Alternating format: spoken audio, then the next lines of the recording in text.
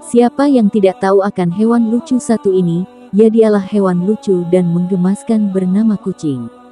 Bagi kalangan masyarakat Indonesia, kucing memiliki mitosnya tersendiri. Di antaranya jika ada kucing yang mati, terutama ketika mati ditabrak, maka ia harus dikuburkan. Disebutkan bahwa jika kucing mati dan tidak dikuburkan, terutama mati karena ditabrak, maka akan membawa kesialan pada para pelakunya. Karena itu, masyarakat mengharuskan kucing yang mati untuk dikuburkan. Lantas bagaimana pandangan Islam tentang ini? Kucing merupakan hewan yang disayangi oleh Rasul Nabi Muhammad SAW.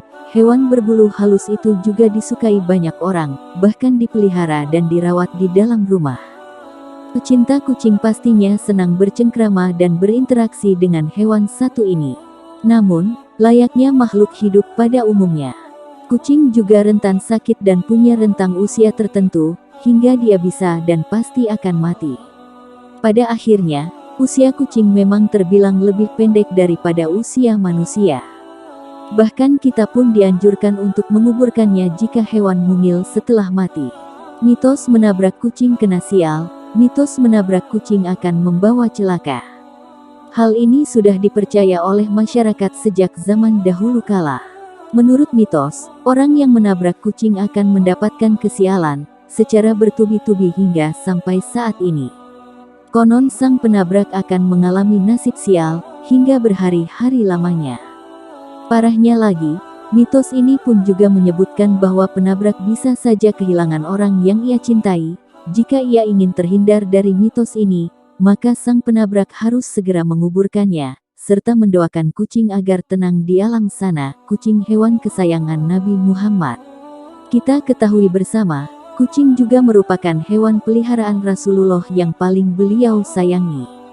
Nabi Muhammad SAW memiliki seekor kucing yang diberi nama dengan Muiza.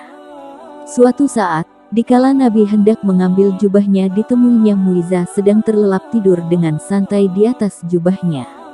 Tak ingin mengganggu hewan kesayangannya itu, Nabi pun memotong belahan lengan yang ditiduri Muiza dari jubahnya. Ketika Nabi kembali ke rumah, Muiza terbangun dan merunduk sujud kepada majikannya itu sebagai balasan kepada Nabi.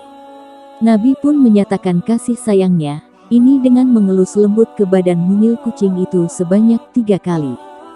Dalam aktivitas lainnya, setiap kali Nabi menerima tamu di rumahnya, Nabi selalu menggendong Muiza dan ditaruh di paha beliau. Seorang wanita dimasukkan ke dalam neraka karena seekor kucing yang dia ikat dan tidak diberi makan, bahkan tidak diperkenankan makan binatang-binatang kecil yang ada di lantai. Nabi pun menekankan di beberapa hadis bahwa kucing itu tidaklah najis, bahkan diperbolehkan untuk berwudu menggunakan air bekas minum kucing, karena dianggap telah suci. Hukum menguburkan kucing yang mati. Pada dasarnya dalam Islam tidak ada kewajiban menguburkan hewan yang telah mati. Baik mati karena ditabrak, disembelih atau sebab lainnya, hanya manusia yang wajib dikuburkan dalam Islam.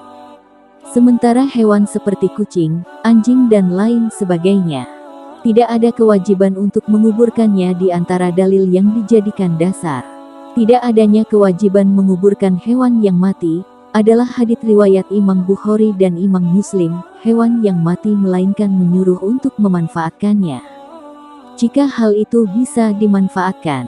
Meski mengubur hewan tidak wajib di dalam Islam termasuk mengubur kucing, namun jika bangkainya akan mengganggu orang lain karena baunya yang busuk dan lain sebagainya, hak ini untuk minimalisir bau yang tidak sedap. Setelah selesai dikuburkan, maka berilah tanda pada kuburan kucing tersebut.